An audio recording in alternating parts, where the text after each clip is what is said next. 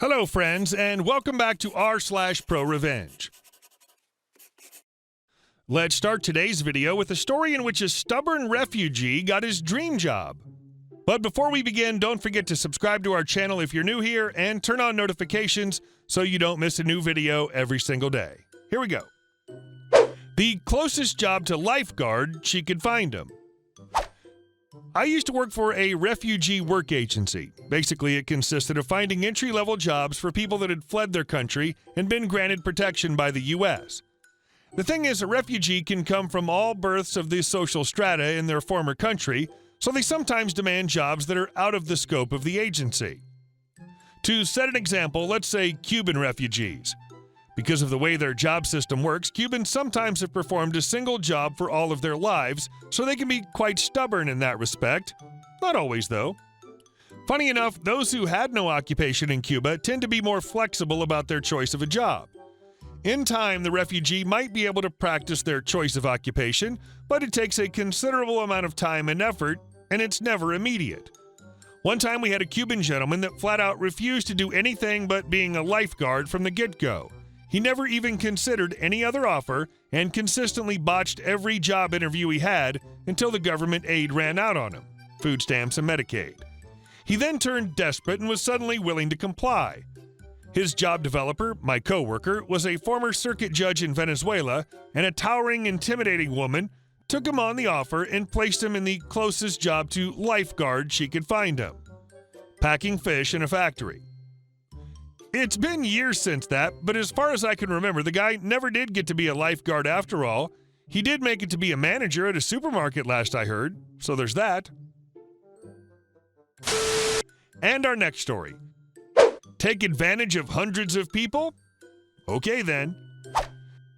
So a few years back, my brother-in-law, BIL, young guy in his early 30s, was diagnosed with cancer. Our family was pretty close, and everyone took it fairly hard. At the time, I also happened to be looking for a new place to live. Well, my brother-in-law and sister have a few rental properties, and we're looking at buying another one. They asked if I'd be willing to rent it if they did. Being a single female in my early 20s, I stressed to them I probably couldn't afford it, but if it was in my price range, of course I would. But I also asked them if they should really be focusing on that right now. Maybe you should take care of brother-in-law's cancer and worry about your real estate when he gets better. Anyways, you can't tell them what to do at all, and they bought a house anyway. Well, they told me I could rent the basement suite for less than my max price because they know I'll take care of it. I agree, and we go about things. Well, as I'm moving in, they bring me a lease contract to sign, but the rent is over $200 more than what I told them my max price was. I questioned them about it with my crap half moved in, naturally, and they kind of bullcrap me by saying things like, "Oh, we thought it'd be okay, and I guess we forgot to factor in A, B, and C." Okay, I think to myself, but arguing with your brother-in-law that has cancer is extremely difficult, so I reluctantly sign and accept my lack of social life due to my inflated rent. Fast forward to last year, brother-in-law is getting significantly worse and given under 3 months to live. I made the trip to the hospital an hour and a half away several times, as much as I could afford, and often caught rides up there as well. And he looked bad, as in, I didn't think he'd make it another month bad. In Canada, where we live, healthcare only does so much, and basically told him there was nothing left they could do for him. Well, I did some research and found a specialized cancer treatment center in the States that gave him a shot at beating it. I asked my sister to make a few calls, knowing more than I did about his specific situation, and see if they can take him. She told me they would, but it was far too expensive. I asked how much, and she said about $75,000. I immediately got together with friends and family and started raising money.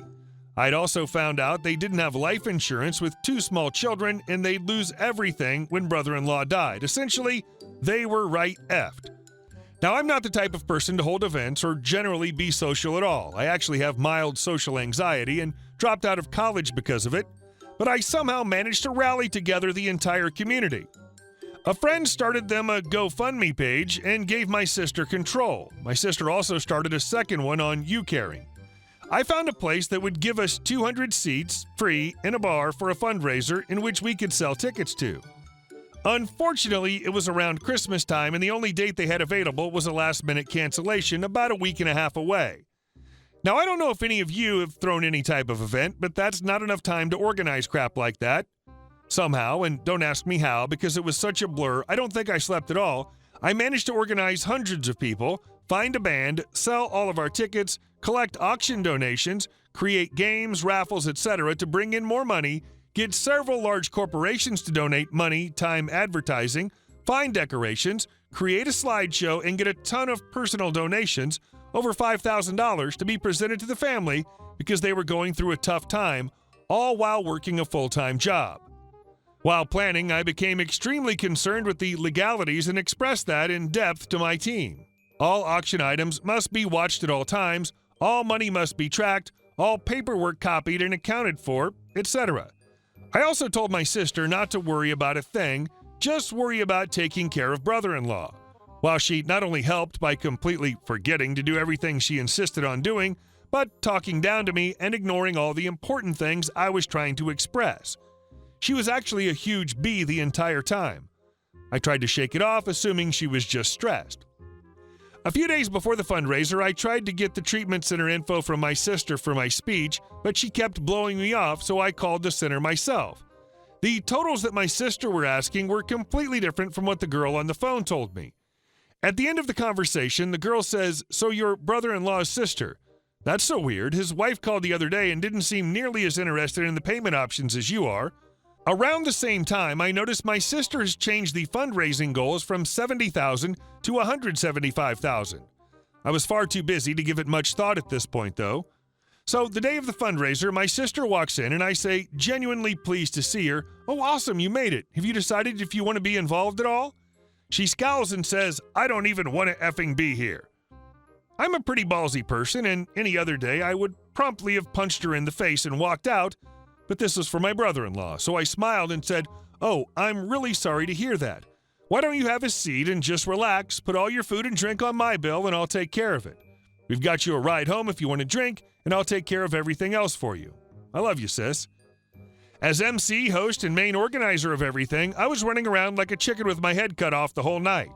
The only times I saw my sister was sitting on other guys' laps, complaining about her husband, bidding on auction items, how effing inappropriate, or telling her friends I'm a C-word. She also was a bee to my friends, and had I known at the time, I would have called it off right then and there.